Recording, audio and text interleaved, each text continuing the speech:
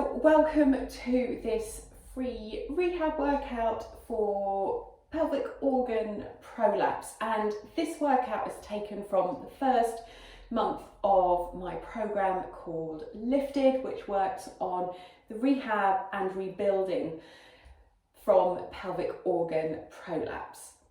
My name is Beth Davis. I'm a personal trainer and coach specialising in helping women with pelvic organ prolapse get back to the exercise they love without spending all their time thinking about their pelvic floor. And as I mentioned, this workout is one workout amongst the first month of workouts for a program. But it will give you a flavour of the kind of movements we might do when we are at that very beginning phase, when we are thinking about connection to the pelvic floor, connection to the core system, and the pelvic floor is within that. And I like to use the term active rehab because I think movement is a fantastic way to rehab the body, to reduce symptoms, and to start that process of feeling good, feeling better, feeling strong, whatever your goals are. So let's start. We're going to start with a little bit of breathing, and you'll find other videos on my YouTube channel where I talk about breathing. So we are just going to take some really lovely breaths. I'm going to focus on breathing into my lats, getting some width into my rib cage, and then just let that breath go.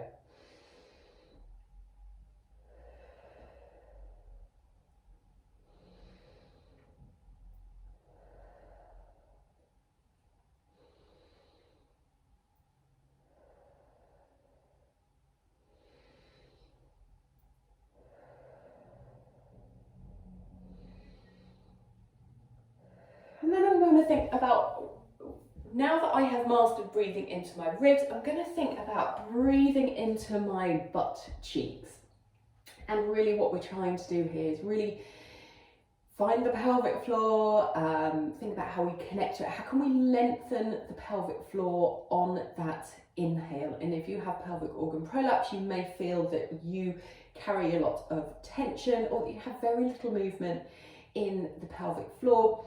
It's really common to feel quite guarded and use kind of pelvic floor tension or holding onto the pelvic floor as a little bit of a safety mechanism, and that is super common. And if we think about pelvic organ prolapse and perhaps how it has developed, it is understandable that that is the strategy that your brain is using. So we are really softly kind of nudging the body, the pelvic floor, the brain into a little bit more length in the pelvic floor muscles. So I'm going to think about breathing into the bum cheeks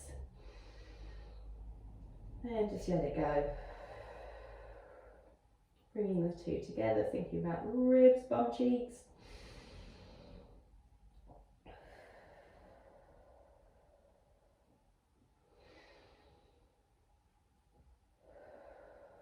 We're going to think about that exhale. So we're going to inhale, exhale,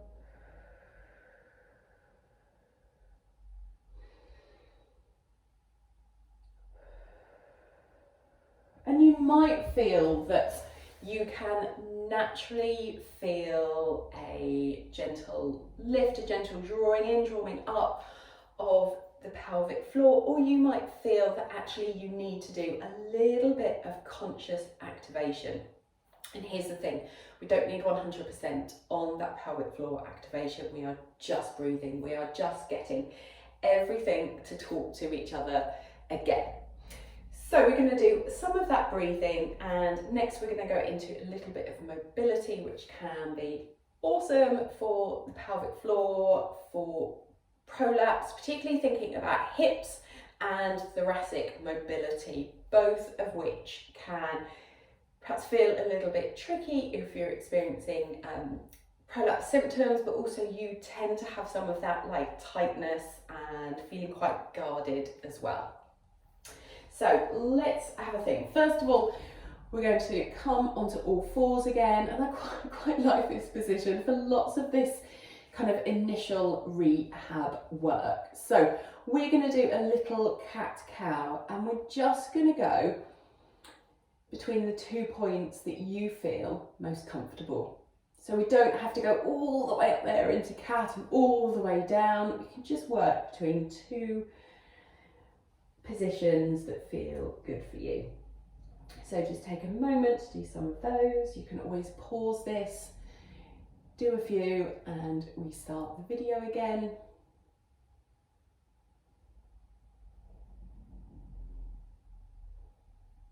Then we're just going to think about a little bit more rotation stuff. So we're going to think about a thread the needle. So we're bringing that arm up and then coming through. And I just like to get clients just to almost like sweep it through.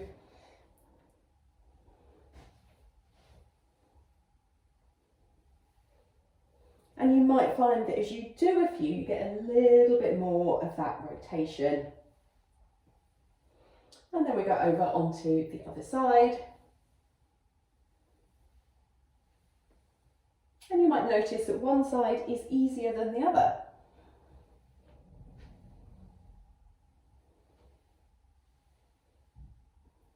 There, lovely. So we've thought a little bit about some movement and some nice mobility for the upper body. Let's think about the lower body. So I really like these little kind of tap in and outs because they are really helping with the internal and external rotation of the hips.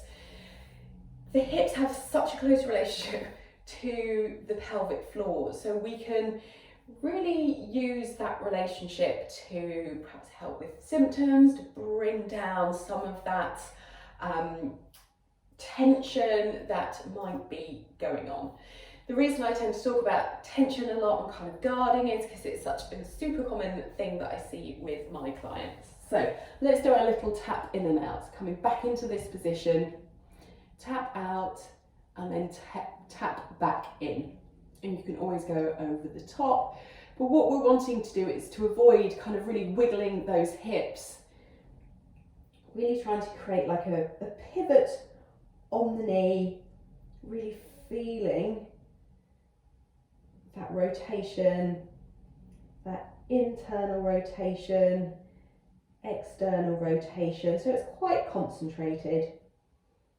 And you might find that you have a smaller range of movement than what I have, or a larger range of movement than what I have, and you might find it's different on each side.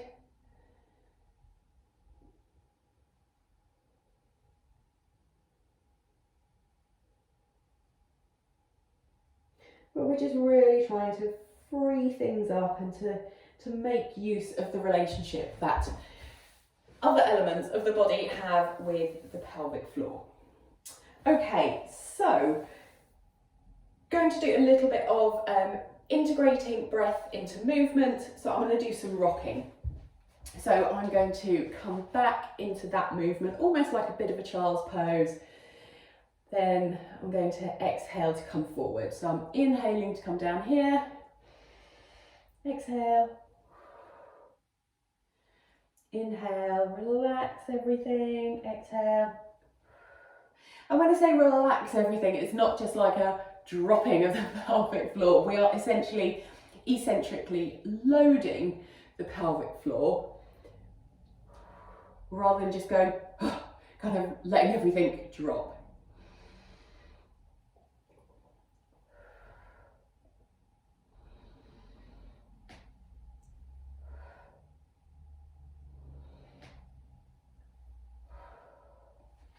Okay, so let's get into some of these lovely movements that we've got. So I'm just going to pop this here.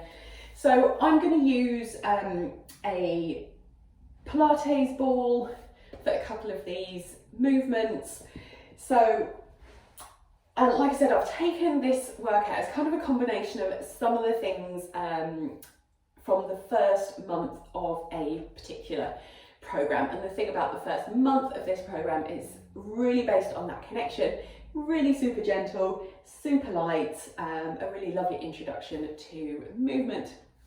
So we're going to use our ball coming down into this position, popping the ball between my knees. I'm going to inhale and then exhale, giving the ball a little squeeze. I don't need to pop it. And coming up into that bridge.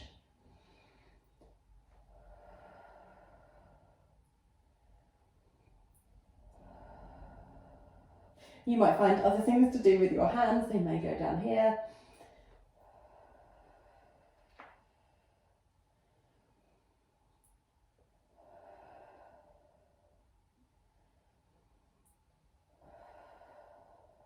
So you can pause the video here and do around 8 to 12 reps. What we're really doing is utilising the relationship between the inner thighs, the glutes, and the pelvic floor, and the breath. So we've got a lovely bridge there with a ball squeeze. Next we are going to do a little feet up against the wall, and this is my starting position for thinking about squatting. So we can think about that being a little bit further down the line, and this is a great way to start. So we're going to come feet here, we've got 90 degrees, just checking, what about 90 degrees there. Going to inhale, and as I exhale, I'm just going to gently imprint my feet against the wall. So inhale, exhale.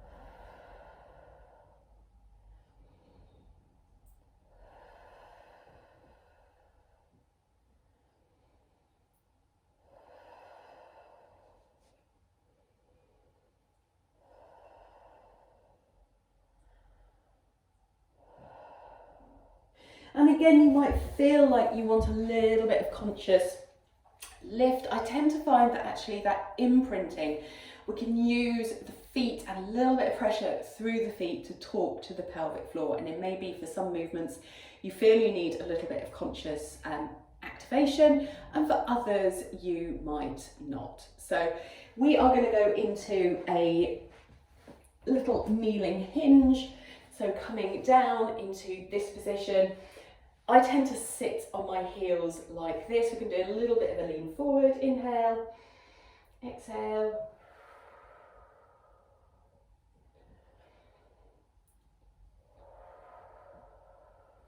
And in this finished position, we don't want to come through and like squeeze the glutes, because actually we don't need that. We want them to work in this position as opposed to tucking them through and just kind of squeezing them for the sake of squeezing them. That might be adding some additional tension that we don't actually really need. So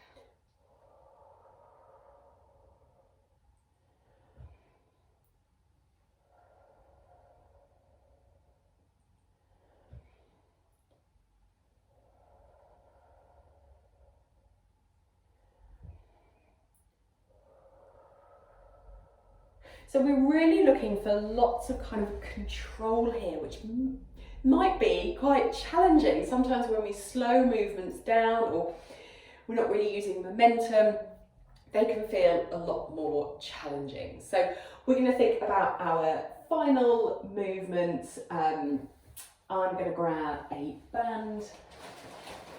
There we go, got my band here. And we're going to think about a band pull. I'm just going to do in kneeling so I can show you. You might do this in lying, or just think about getting the upper body to also talk to the pelvic floor.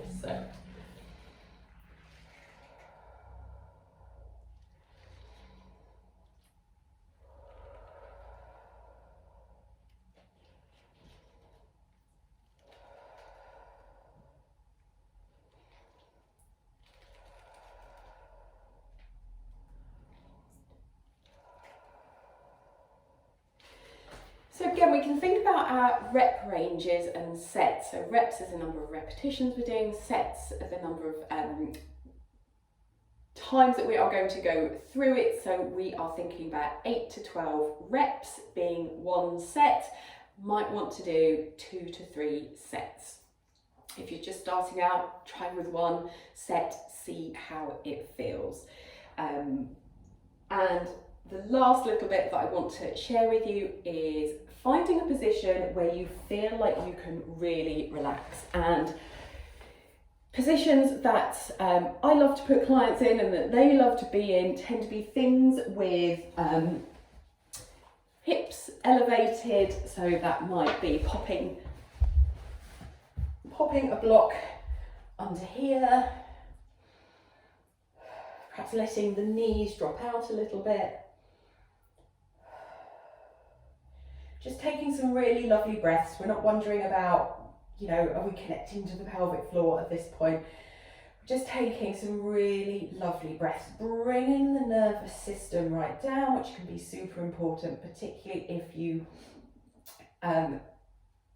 feel like your nervous system or the threat of things happening is making up part of your symptoms profile. So I'm just going to open up my shoulders a little bit. There we go. Just take some lovely breaths.